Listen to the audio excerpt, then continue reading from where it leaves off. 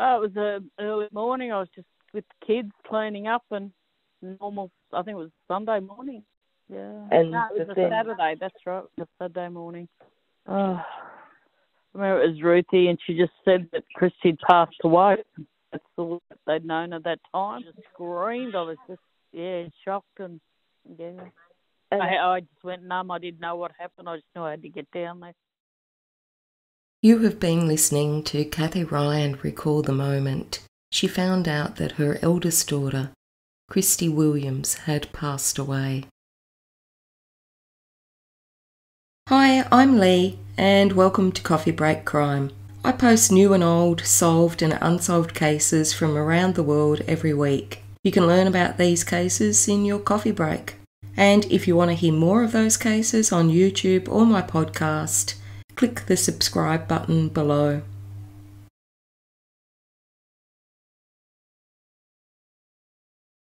On the 20th of June 2003, Kristy Williams attended a wake for a friend that had passed away.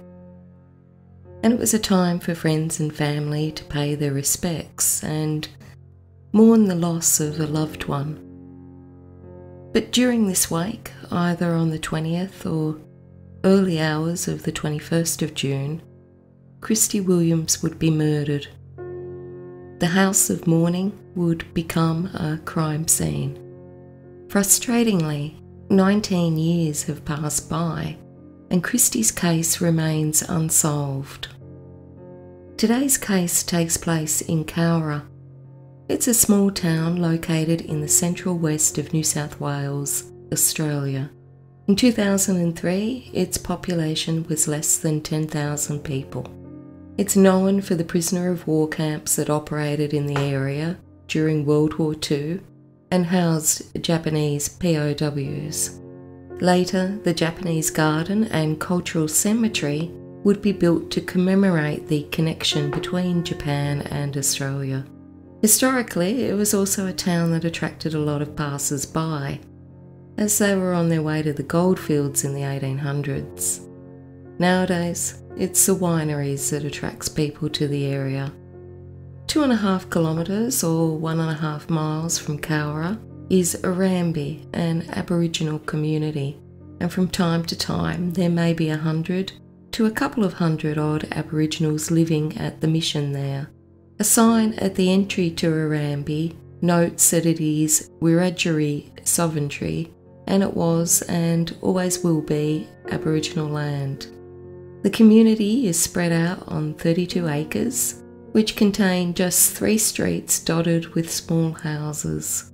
The Wiradjuri people are known for their communal approach to living and their sense of togetherness.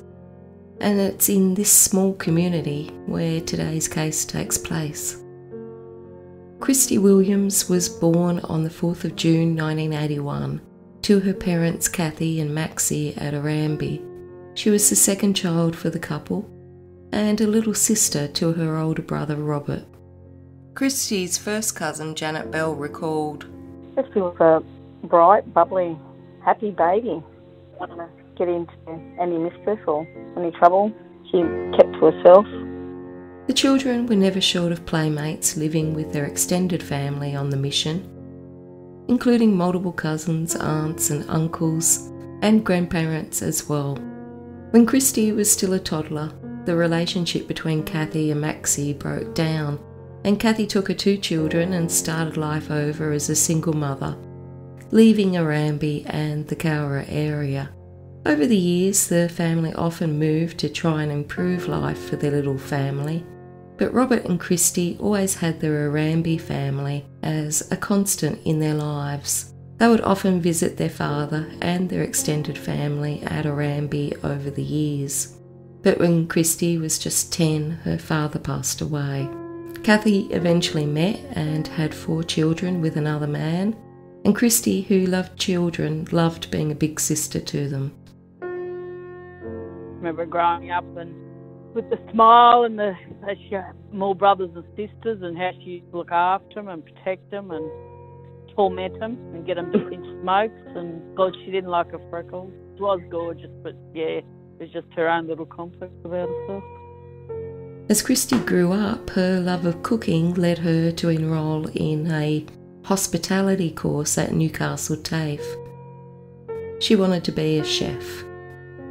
She started the course, but she couldn't settle into it, and she decided to take time off to find herself.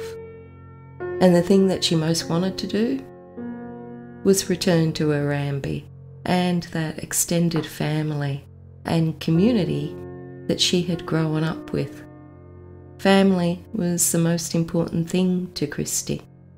So I remember when Kristy came back home to be in Cowra, she actually stated that she wanted to come home to be with her father's family. She wanted to be back here because she knew this is where her grandparents were living, her aunts, her uncles, her cousins. She just wanted to be around her father's side of the family. She missed that, came home. Whether you're not related or not, everybody just looked after each other. We all knew each other. Urambi was always our safe haven. It was our place to go because everybody knew each other and we all cared for each other. Kristy loved living in Urambi with her father's family while still continuing to see her mother's side of the family. Took her in and looked after her and loved her, and she was happy in Cowra. So the aunties or cousins. Our family, we used to always travel from Canberra or Cowra, so they were our, so she'd go back to Canberra and then back to Cowra. Never worried about it, never. And the reason was around family, so I didn't feel to worry. I know the people, known all my life growing up. Shortly before Kristy's death, she told her mother during one of their weekly phone calls that she was thinking about leaving the mission and starting the next chapter of her life. And not long after, Kristy celebrated her 22nd birthday at the mission, surrounded by family and friends. But she would never get the chance to start her new life. On June 20th, 2003, Kristy went to a wake for a friend at a house in Front Street, Urambi in Cowra. She was with her boyfriend, Norman. Small groups of 4 or 5 people came and went throughout the night, gathering to pay their respects and celebrate the life of the departed. The wake continued until the early hours of the morning of 21st of June 2003. Numbers had dwindled by then to just a few people. Some people were sleeping, some still drinking, and some making an effort to clean up the house. In one of the bedrooms of the small house, Norman had fallen asleep on the floor. Next to him lay his girlfriend, Kristy. Waking up, he noticed that Kristy was not moving. Touching her, he realised that her body was cold and lifeless. The woman who had been so full of life earlier in the evening had passed away. At the time that Kristy's body was discovered, Norman, his brother Harry, and his half-brother Warren Doolan, who goes by the nickname of Duck, were still in the house. News of Kristy's death quickly spread through the tight-knit Urambi community. So quickly, in fact, that it was not the police, but a relative who called Kristy's mother, Cathy, to tell her that Kristy had passed away. She didn't know any details other than that. I had to wait for your partner to get home from work, and then we arranged for the other. I didn't even register. I was sorry. Going to a funeral, and I left my other kids dying because I didn't realise. Well, that was in my mind. I had to get to Cowra to see Kristy. Cathy got in a car and started the long trip of over 1,000 kilometres from Queensland to Cowra so she could be on the scene. And along the way she called family members to notify them that their beloved Kristy had passed away. The local news also ran with the story of Kristy's death, and a friend watching this passed information on to Cathy. Got to Newcastle and a friend had come up to me and just said, "Do you know that she got murdered?" And I went, "No." And it wasn't until hours later, while Cathy was driving, that police officially contacted her to advise that her eldest daughter had been killed. A couple of hours later they rang, and I'd already known. They confirmed what had already been reported on the local news, and it was already the talk of the town. Don't know if they couldn't get hold of me, I don't know, but the whole community, most of them would have known, you know. And if they didn't know, they would have known Ruthie or Kate would have had my phone number. And all the police said was when I come to Cowra to go and see them. The local police started their investigation. Cowra, being a small town, has a low rate of homicides, with 1 to 2 murders on average per year. In 2003, Kristy's was the only murder that took place. I remember going to the police station, I looked up on the board and I said, no, I didn't. I just remember, I can't even remember. I think I blanked out, I wasn't with it. Thing too, because I don't remember. I don't remember how it reacted. I just left the police station, I went down to the park and I had to sit there, I couldn't be around people. Local police were sent to the Front Street property, but according to members of the community, the crime scene was not immediately secured, and mourners came and went through the property to pay their respects to Kristy. People walking in and out. One lad was very abusive, and to this day I still don't understand why they never charged him. He was the problem. He was threatening police and disrupted a murder scene. Why wasn't he charged? I've always had questions about that. And he wasn't close with her. He wasn't a family. He was no relation. So why, he was there. Oh. Janet also has questions about the integrity of the crime scene. Why were the people still sitting in the house? Why she was laying in the room, not breathing? Why were they still drinking and music in the house? Why was the police allowing people to walk in and out, close that off as a crime scene? These are the questions that we keep asking amongst ourselves. It's a crime scene. It should have been closed off. The local police called for assistance from the Orange Police Station, the next largest town from Cowra. It took over 2 hours for those detectives to travel the 90-odd kilometres. Bins were searched and knives in the home were collected for evidence. And although Arambi has a small number of residents and an even smaller number of people present at the wake, police struggled to get information, and there was a delay in interviewing many witnesses. No, because they kept saying they can't get anyone to talk. They were having trouble. People would talk to Cathy though, and she passed this information on to police, but it didn't progress the case, and the police seemed dismissive. When I'd hear something, I'd go and speak to them. They'd just say, oh, no. And I thought, well, you're not even listening to me. They wouldn't listen. About a certain person, I went to the detectives and I told them, they went, oh, no. And I thought, how do you know? You believe everything they're telling you, there's people talking. I think quite a few people said things and they never followed up with it. 2 days after Kristy's death, police launched a public appeal for information, and in the meantime, Kristy's body was transported to Sydney for a post-mortem at Westmead Morgue to determine the cause of death. Kristy's cause of death was determined to be 1 stab wound through the heart.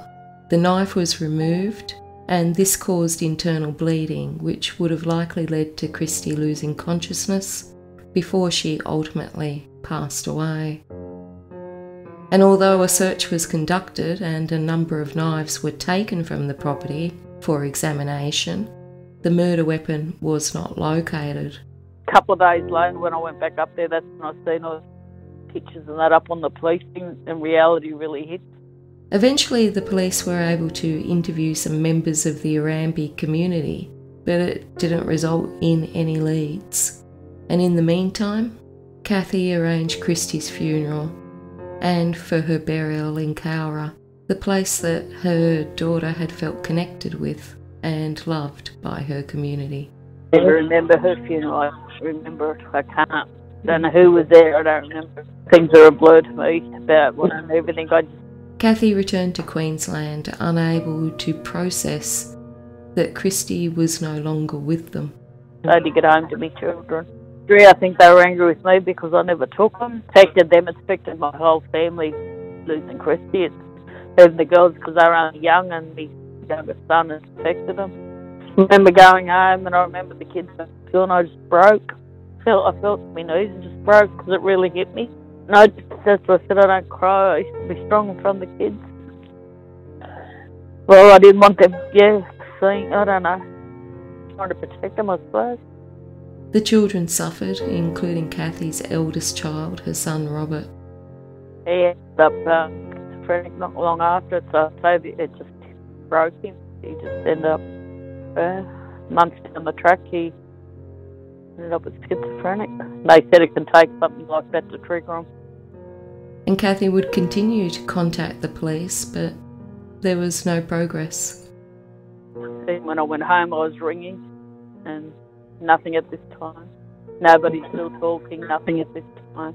It's like it just got kicked under the carpet. It was like nothing. I never heard nothing. Cathy is a strong woman, but in the aftermath of Kristy's death, she has struggled. Initially, feelings of guilt consumed her, that she should have protected Kristy, and maybe if she was closer, this would not have happened. Her guilt turned to anger as each year passed and Kristy's case went cold. She felt betrayed by the community that she loves, that they were keeping secret information that could lead to justice for her daughter. And then the anger turned to depression as she struggled to grieve for her daughter and keep her remaining family together. Eventually her relationship with her partner ended, and Cathy once more became a single mother with a mission to obtain justice for Kristy. 4 years went by, and then in November 2007, a Coronial Inquest was held. It was presided over by the state coroner, Karl Milivojevic. A coroner's inquest is held in relation to deaths in a number of circumstances, but of course for homicide. The coroner has an investigative role where the goal is to find out what really happened, and they have a wide range of powers in order to uncover the truth. They can also make recommendations and advise the Department of Public Prosecutors whether criminal charges should be sought. I went in there trying to feel hope that they were going to have answers, and, someone would have been charged or even made the police do their job and question them better or more. I left disappointed, angry, sitting in that courthouse and sitting around. Everyone was around then. I didn't know anyone could have killed my daughter that was around me that day, and I was looking at them and I was... The court found that Kristy had been stabbed once through the heart, which had been fatal. She had bruising on her lips and eyes, and I couldn't find any sources that explain or give further detail on this bruising. The murder weapon was described as a blunt knife. A number of knives had been collected and handed up as evidence. None were identified as the murder weapon, and it has never been located. We hope that, yes, it's probably we're going to get a break. They're going to close this soon. They're going to have the person or the persons responsible for taking Kristy's life. The coroner's inquest also examined a number of statements that had been given to the police by witnesses. Some claimed that at some stage during the night of the wake, that Kristy and Norman had argued. It seems they were arguing about an old South Sydney football jumper that he had given away to a friend. South Sydney are a rugby league team, and they were playing St George on Saturday the 21st of June. Maybe one of them wanted to wear the jumper for that occasion. The argument escalated, and it's claimed that Kristy smashed a plate over Norman's head. Another witness claimed Kristy had a knife, and he'd taken it from her and placed it in the kitchen sink. A number of statements were given that relayed conversations people had among each other. Many were implicating one person in particular. And while these statements may shed some light on the wake, many are hearsay evidence and contradictory to the facts and not corroborated. At the end of the inquest, Coroner Karl Milivojevic identified 6 persons of interest. A person of interest is not a suspect, but a person that the police wish to speak to and obtain more information from. Although 6 persons were identified, only 3, all from the one family, were publicly named, and 2 of those family members have now passed away.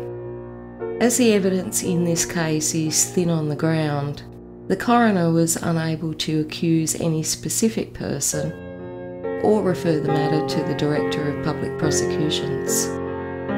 And in the end, the coroner had no option but to find that Kristy's death was by persons unknown, and more probable that the murderer is one of the 6 persons of interest. I hope something had come out of it. The police, because they filed Kristy, and I wanted something done about that. The coroner admitted that. The police didn't do their proper job, but nothing was ever done. Cathy has felt that the police could have done more. She's previously told the media that my daughter's worth more. She did drink, and I know that. She's not perfect. She's like most young girls. I think they just looked at her as she's Indigenous on a mission. She partied and they didn't care. Absolutely gutted to know that, these people that, I also know, and to know that whoever was in the house, and I can't state anything like that, but whoever was in that house, we just knew that they've never come forward and actually bring this to light and get some closure for Cathy and her children, and also the extended Williams family, our family. How can they greet us with a smile or with a cuddle, and if they are holding any information that's very vital to solving Kristy's murder, why don't they come forward? How could they look at Cathy and the family and the extended Williams family, knowing that they may be holding the key to solving this mystery, So there's a lot of things that's going around and around in our minds in terms of that. We go over it and over it and over it, and we have been going over it since it happened. Disappointed and frustrated, Cathy continued to press the police to investigate further. I ended up writing the cold case. I rang to the police commissioner, trying to get answers, get him to open it, do something. And I got nothing really back in return from him. He's just another statistic. In 2009, 2 years after the inquest, and 6 years after Kristy's death, a reward of $100,000 was offered by the New South Wales Police. Superintendent Mark Zaloko said, "We are hoping the $100,000 reward will help break the cone of silence. We are of the view that Kristy knew who her killer was, and we want an arrest and conviction." Hoping that someone would come forward, but as I said, it's so many lies and rumours. No one will come up with proof and, or be genuine about things. But the reward did not bring any leads in, and it still remains unclaimed. After 15 years with no answers as to why her daughter was killed, and without a complete picture of what happened at the wake, Cathy started her own investigation. Following in Kristy's footsteps, she moved back to the Cowra area and the community that she'd once raised her children in and been a part of. She knocked on doors, talked to people, hoping that they would open up to her rather than the police that many in the Aboriginal community distrust. Seeing me, they'll open up to me and talk to me, and I've had quite a few people come up and talk to me, but I don't know if it's true or not. I have rang the police a couple of times, what I've heard, but I don't think it goes anywhere. I've rang Crime Stoppers, I've spoke to the police in Orange. No, nothing. But Cathy didn't find any answers. And it's hard for Cathy and Kristy's cousin Janet to comprehend why members of the community they know and love have not been more forthcoming with the police and come forward with what they know. Each year the family continues to gather at the memorial they made for Kristy, opposite the Front Street property in Arambi where Kristy's life was taken. Doing a barbecue, letting balloons go, and bringing a memory alive and that, but it got too much for me and I couldn't keep doing it. Mentally, it was draining me and too much emotion. It was too hard. Kristy's favourite meal was fish and chips. So the family goes from the memorial site to the cemetery in Cowra, where Kristy is buried. Went out to the cemetery and we said by then I'll have fish and chips and her nieces and nephews and sisters and that, we go out there. And next year, it'll be 20 years since Kristy has passed away, and Cathy is planning the event already. 20 years next year, I'm going to do another memorial, get together and organise some things, get some jackets and things and organise a get together. But she hopes that there will be some progress in the case by then. That every day. Want one phone call, just to know that they're still looking, someone still cares. One phone call. I've never changed my phone number, I've kept the same number, just in case the police ever want to get hold of me. It's difficult to form any specific theories on Kristy's case. Unlike many murders, there is very little reporting and coverage of Kristy's case, and very little evidence that has been released to the public. In the community of Arambi and Cowra, there's a lot of talk about the case, but most of it is finger-pointing or gossip, often incorrect and without any direct or circumstantial evidence. Sadly, not only Kristy's family can be hurt by the rumour mill, but also innocent people. And what the case really needs is someone to come forward that has genuine, factual information about the events that took place that evening. The police investigation has primarily focused on the residents of the Arambi community, believing that the crime was committed by a person or persons within the community. And while it's possible that this could have been a random attack by an outsider, it seems unlikely, as their presence would be noticed at the mission and almost certainly in the house. Police always look at those closest to the victim first, and then widen their search focus. And in this case, that would be Kristy's boyfriend, Norman. Their relationship was rocky, and perhaps the argument that was reported between the two earlier in the night escalated. To date, no evidence, either direct or circumstantial, points to Norman, and he has since passed away.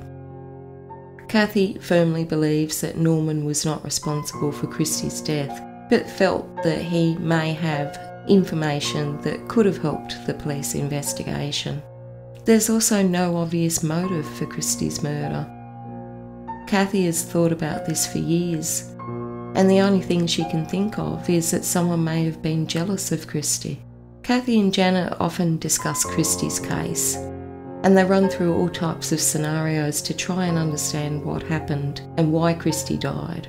But both women have contemplated that maybe Kristy's death was an accident, and maybe the community closed ranks to protect the perpetrator, or people panicked and they didn't know what to do.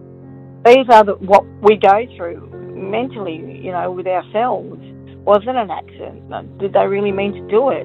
Why hasn't the police solved this? I mean, this should have been a closed case. As well as obtaining more information about the events of that night, it would also be useful to find the knife that was used.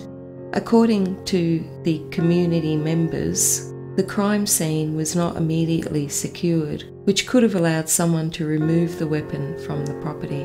Why didn't the police actually do their job and close off the scene of the house at the front street, not having anybody going in or going out, and those people that were in the house removed, allow them to stay there? So these questions like that is what played on our minds. The police have promised Cathy and her family that they are still looking for Kristy's killer, and Police Minister Tony Kelly said that Canobolas detectives formed Strikeforce Cotswold to investigate this crime, and they've made significant progress during their ongoing inquiries. I asked Cathy if she had any thoughts on why Kristy's case is still unsolved, and this is what she said. Probably because it happened on a mission, Aboriginal mission. I think it might have been hard to get interviews, but I think if they were doing their job, probably they could have cracked someone. Even if they went in now and tried to do their job, they could probably... I still believe the person that took my daughter's life is still alive. I believe that. Had her life not been stolen from her, Kristy would now be 41, and the family that was so important to her has already grown to include 14 nieces and nephews. One of her nieces is even named after her. She will never get to have her own family. I think she would have had some beautiful children. Yeah, good mum. One of the ways that Cathy has been processing her grief is by writing, and it helps her heal by putting her feelings on paper. Going on 19 years, still searching for answers. What happened that night? So many lies and rumours. It's actually disturbing to think people can hold on to what happened that night. They have no conscience, no morals about themselves. Quite evil, I think. My daughter deserves justice. She was so happy and easygoing, loved life, loved family, and she would have been a proud auntie to her nieces and nephews, but that was taken from her. Such a lot. Life so young. She had a beautiful smile, would want justice. She would want her family to have answers. Kristy would want closure. We as a family need closure, and I as a mum will always be grieving. The heartache never ends. Why did this happen? Please, if anyone knows anything, ring Crime Stoppers. If you have already, ring them again until we finally get justice for Kristy. Cathy is a strong woman who, with the help of Janet and her family, have been trying to get justice for Kristy for 19 years and answers. The death of Kristy has changed her and her family. Yeah, I've got a lot of anxiety and worry, and I was happy-go-lucky. Now I just sort of stick to myself. I've put away from people a lot. Hopefully people do really understand how you feel or your emotions or what you're going through. Today is the anniversary of Kristy's death. Cathy has already driven down to Cowra to be at the memorial site, knowing that no one's been charged or arrested, and the who and the why of Kristy's case is still unknown. June was a birthday, A couple of weeks later, on the 21st of June, when it happened to her, her life was taken. I mean, the month of June is a very, very emotional journey for Cathy. She's on that roller coaster. She's on it 365 days a year. Then when the month of June comes, it really rocks her. After all these years, hopefully, there are people now ready and willing to come forward and tell what they know.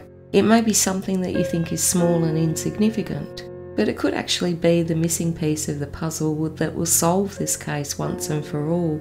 Kristy's case has a lot to unpack, but very little to offer once you do. Despite a geographically small crime scene and a pool of persons of interest, there have been no definitive leads. Forensically, there is very little to go on that has been publicly released. The knife that was used to stab Kristy has still not been located. There is also no obvious motive for Kristy's death.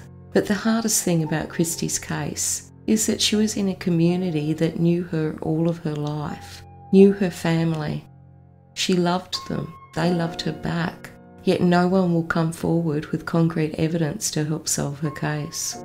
If you know anything about Kristy's case, or if you were there of the evening of the wake, you can contact Crime Stoppers on 1800 333 000. There is also the $100,000 reward from New South Wales Police for information that leads to a conviction. And the police have said that the amount of the reward is a reflection of the vicious crime and the seriousness of the crime committed. I would like to thank Cathy and Janet for chatting with me today and sharing Kristy's case. Do you think that this is a case that can be solved? I'd love to know your thoughts. Until next time, stay safe out there.